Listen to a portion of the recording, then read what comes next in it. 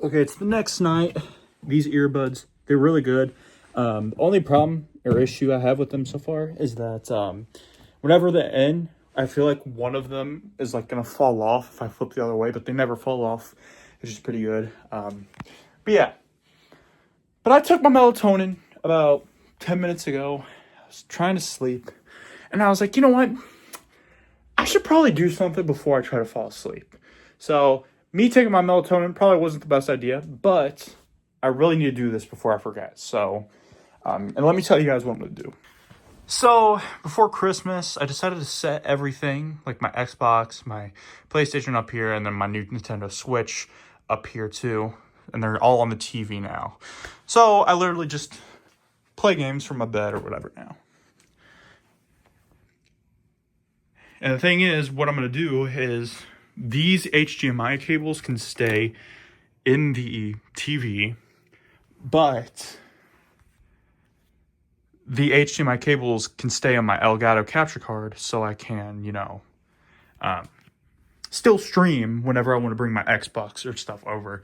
And I won't have to, like, do a bazillion cords. Because there is also a power cable back there, I'm pretty sure. Is there?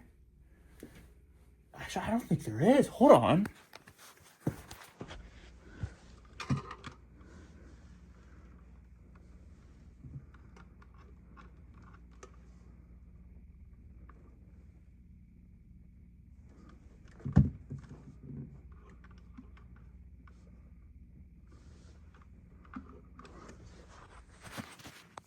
Okay, there isn't. So we're gonna have to look for a power cable. But basically, the idea is whenever I want to stream on my Xbox or my PlayStation, I can just bring them over. I can easily connect them with the HDMI cable that's in my Elgato and the power cord cable or whatever, and I'll be able to play easily. But then there's one thing that's going to go to waste that I wouldn't really need anymore, and that is this. Oops, I accidentally just hit my keyboard. Nope, yep, everything's turning on now. Oh, great. But let me show you. The thing I won't need anymore is this. My HDMI switch. So the reason I won't need that anymore is because whenever like on my old setup, or the way I had things used to be set up was why is this lock on? The way I had things set up was there were 3 HDMI cords. There was one for the PC, 3 that were connected to the HDMI switch. There was one for the PC, and then there was one to the Elgato, and then through the Elgato, I'll just connect my Xbox or PlayStation, depending on which one I stream. And then there was a third one, which is basically when I want to play games, but not record and stuff like that, and not have to have my PC on, because literally the only way to play games with your Elgato is if your PC is on. So, but now because I'm only going to be using this for Elgato, I don't really need the HDMI switch anymore. So I'm going to see if there's like another HDMI port that I can connect the Elgato to. And then if so, I can get rid of this. And that's a little bit more room for my desk, which is pretty cool. So yeah. Okay, so I got the Elgato taken apart from the HDMI switch. And so now I'm going to unplug my Xbox and I'm going to plug it into my Elgato, and we'll see how it goes. I was also able to find a power cord too, which is nice. Oh yeah, it works. Sweet. And then I'm pretty sure I still have the command to change and make sure that it's only on this screen. Let me see, it's Control-Alt-1. Oh yeah, it's Control-Alt-1. Yep. Awesome. Great. So it works. Everything works nice. So what I'm going to do... Cannot see me. What I'm going to do is tomorrow morning, I'm going to wake up and I'm going to stream probably some GTA Online. not a whole lot going on in it, but you know what? Fuck it. I've been playing it a bit recently, so I'll probably do some GTA Online. I might also do some Madden because I've been playing a little bit of Madden recently. Just gonna stream whatever I can because I just need to stream. So yeah. But I'll see you guys in a little. All right. So today I'm going with my dad to pick up my little brother from school, and then we're gonna go to lunch after. So yeah, it's gonna be fun. It is currently, won't focus. Come on, focus. It is currently 9 degrees outside. We got this little winter storm that's coming tomorrow, so it's probably gonna get way, way, way, way worse. So today I want to talk about something I saw on Twitter. I was doing like this little Q&A thing or whatever, and I saw something that asked what my biggest fear is. And I was like, you know what, this is probably a good thing to make a video based on. So I came up with 2 answers, and I want to talk about them here in this video today.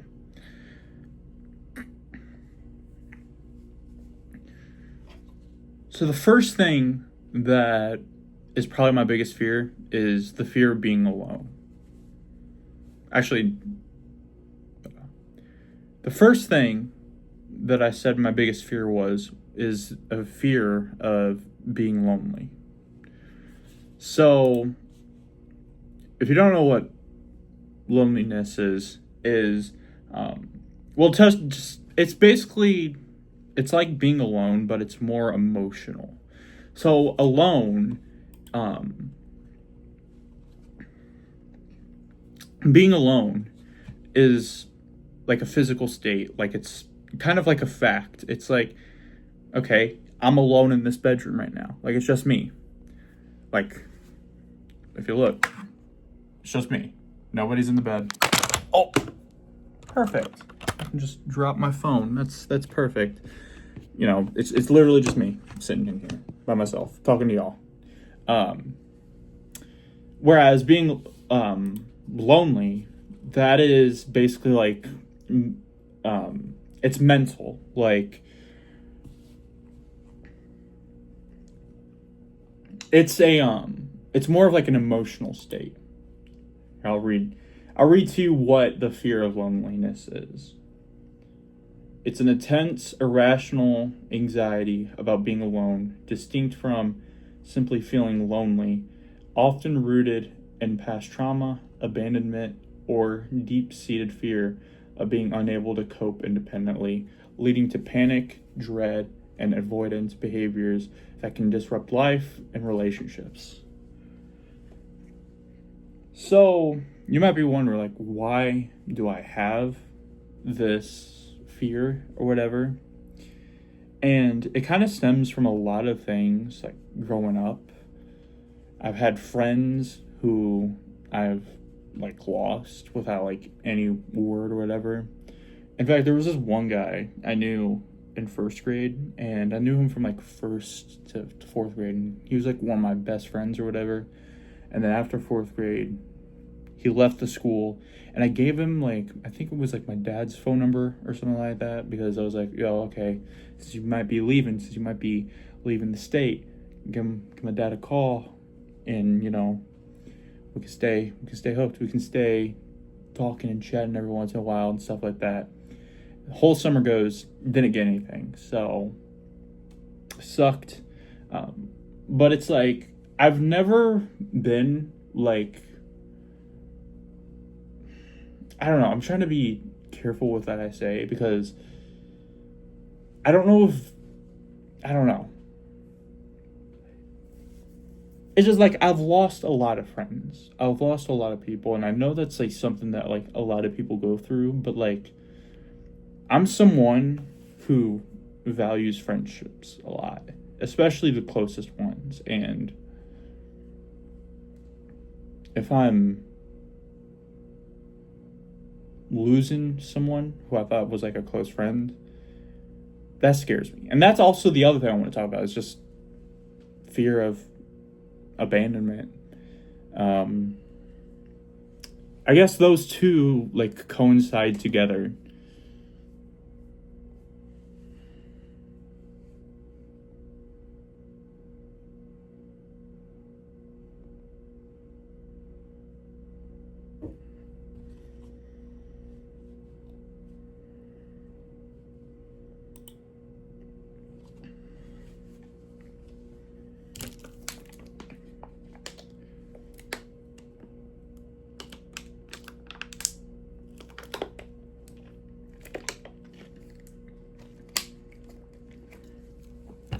there was this girl who I had like a little talking stage with last year, and actually it's been just it's like as of like a couple weeks or days ago, it's been officially a year since that all has officially happened. But kind of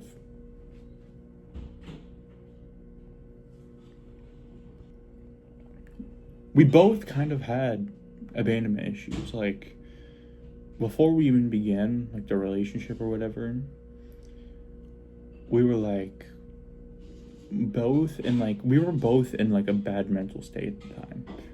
Like I was so freaked out, and I mean I am freaked out. Like I still like, I mean, it's my biggest fears, so of course I'm gonna be freaked out. But like I was so worried about like losing her, because I didn't want to lose her like as a friend or as anything. So we began the talking stage, begin the relationship or whatever. I'm just gonna say relationship because I mean it felt like that's what it was to me. She may not disagree, but it doesn't matter. We begin the relationship, and then we have like a sleep call one night. Best I've ever slept. And basically, one day I woke up in the morning and saw she blocked me everywhere. And I cried for a bit. Like, I really cried. It was very hard for me to move on because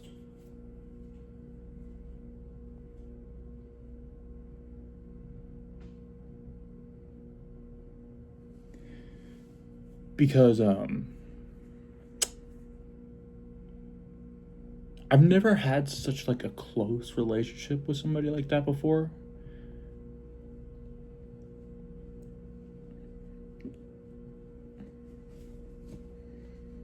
And I just really loved her. And so to just have all that happen, it hurts. But also, the thing is too, is I'm also an overthinker. So I kept thinking of like, what did I do wrong? I kept blaming myself for why she left or whatever.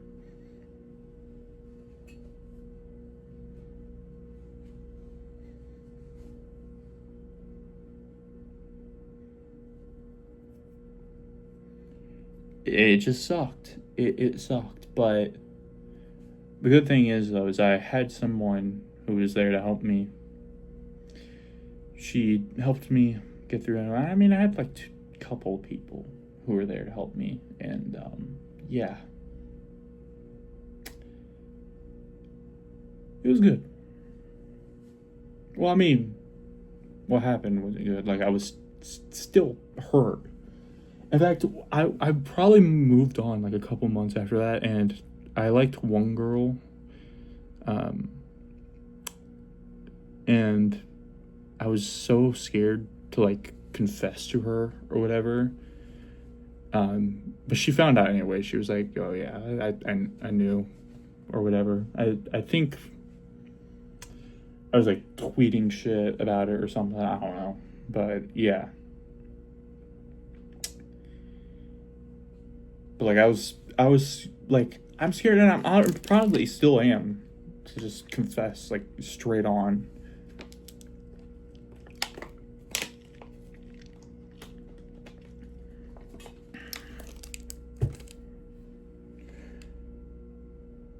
I also want to tell you guys a little story real quick because I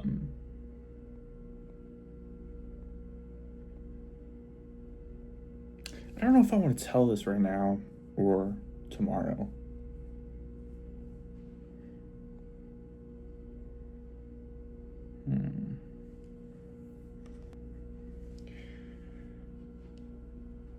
So in kindergarten, I went to a different school than what I went to most in elementary school. And I didn't like the kindergarten school. Like, I didn't like the school I went in kindergarten. Like, I just... The others, like, the classmates and stuff, like, they were mean. Like, they weren't bullies, but they were, like, just mean or whatever. And there was one kid who was in my class, and he I always had a problem with him in the class or whatever. And one day we got so heated that he said I said a bad word when I didn't. I know that to this day that I didn't say a bad word or whatever. And so he told the teacher, he somehow convinced the teacher or whatever. So I went back to the seat, and I'm just crying in my table because I remember the teacher saying that if I said the word again, she'd send me to the principal's office. Like I physically remember that memory like vivid, and I hate it. I hate it so much. In fact, I'll tell you a funnier story about the teacher in a second, but it wasn't the main teacher. It was like a helper teacher or whatever. But anyways, there were across from me while I was crying, across from me, there was like this girl or whatever. She was in my classroom. She was a classmate, and she kind of like comforted me, and she like helped me like feel better and stuff like that. And I'm just realizing, like, in hindsight, that's kind of basically the type of girl I look for. Like, I like caring, gentle girls like that, comforting girls like that. Like, that's my type. I'm not into, like, the girls who go out partying or whatever. I mean, they can go party, I don't care. But, like, I'm not into, like, those, like, extra, like outward girls or whatever. Like, I'm into women who are gentle, caring, because this is just the people who I feel safer with, But it was just cool because I was like, it kind of reminds me of this one girl who I went to elementary school with.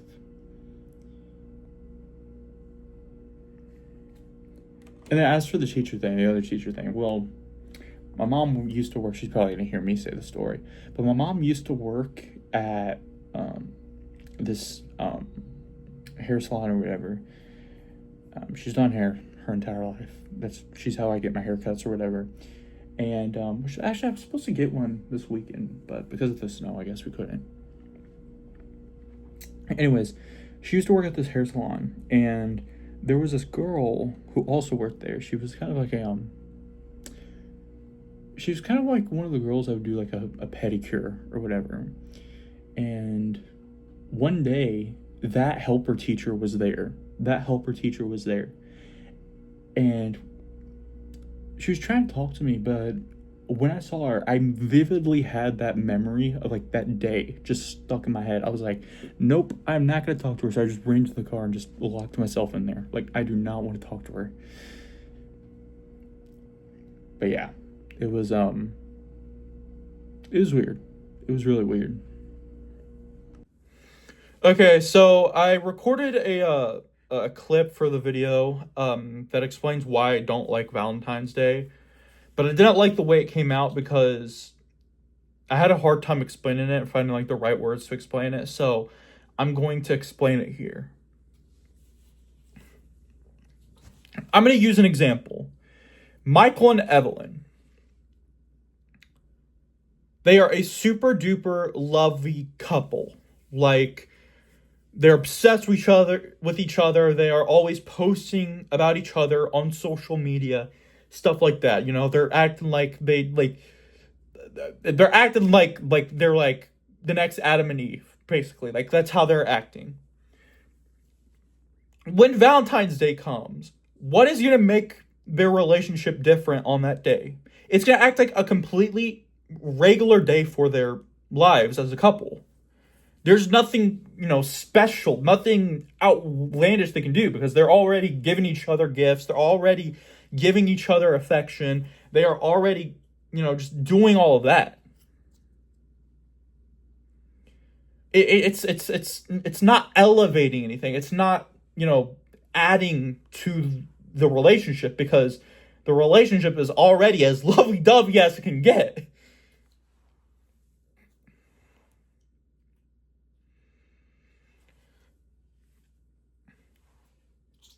you can make the argument that their love deepens on the day, but their love literally deepens every fucking day. It already deepens every day because they're so lovey-dovey and affectionate over each other. Oh my god. I should have done my hair before this. I also got a big zit on the corner of my mouth, so I'm going to try to hide that too. While we're on the topic of Valentine's Day, that's probably why I'm single. Oh crap, I'm going to go get water real quick. Hold on.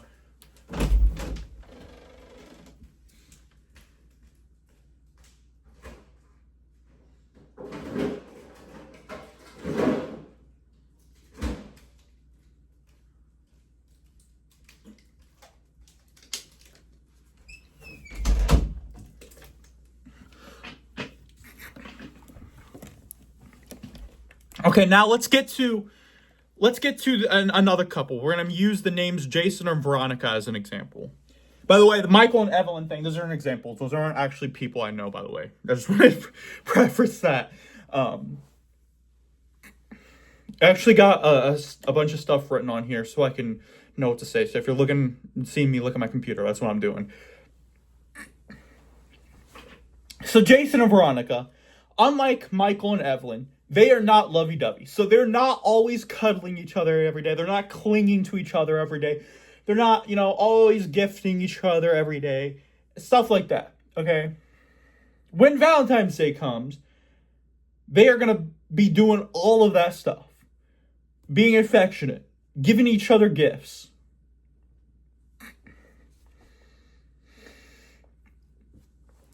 But most importantly, they're making each other look like they're romantically functional.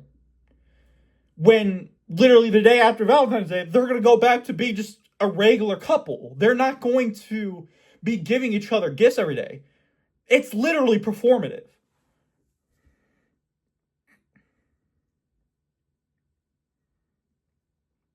And the thing is, too, is I'm not trying to trash couples like that at all. In fact, if you want to live your life with someone like that, if you want to be in a relationship like that, do it. Hell, I'd love to be in a relationship like that. I just don't like the performative aspect of it. Like, why only give each other gifts one day? Well, probably like 3 days a year because Christmas and the birthdays or whatever. But still, why? Why? You are a couple. Why be so performative like that?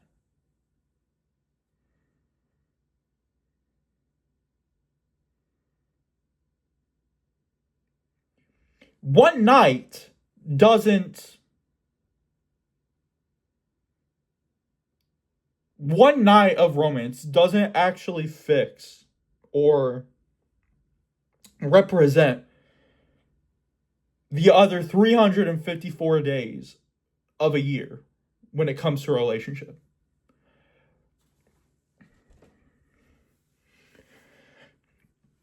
It's like you are going on Instagram, click and recording a video where you're literally performing like actors. You are like, okay, we get all lovey-dovey in this video.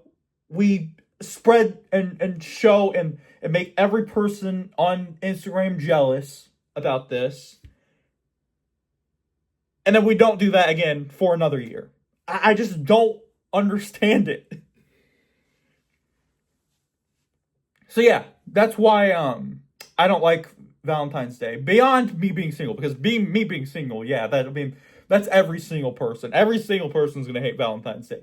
But beyond me being single, the reason I don't like Valentine's Day is because it can be performative, but also because if you're in a regular obsessive relationship or whatever, it's not gonna feel special at all. The day's not going to feel special at all.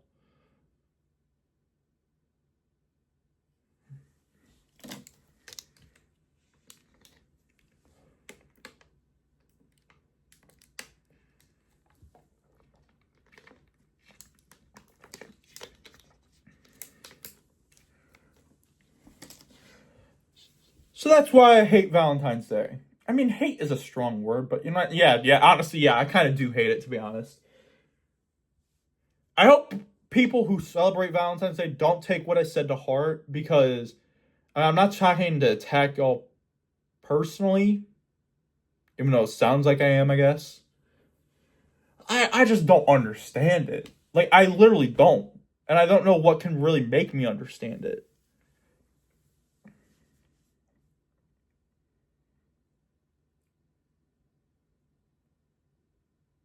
But yeah, that's gonna be it for this video. See you guys in the next video. Bye, bye, bye, bye, bye, bye.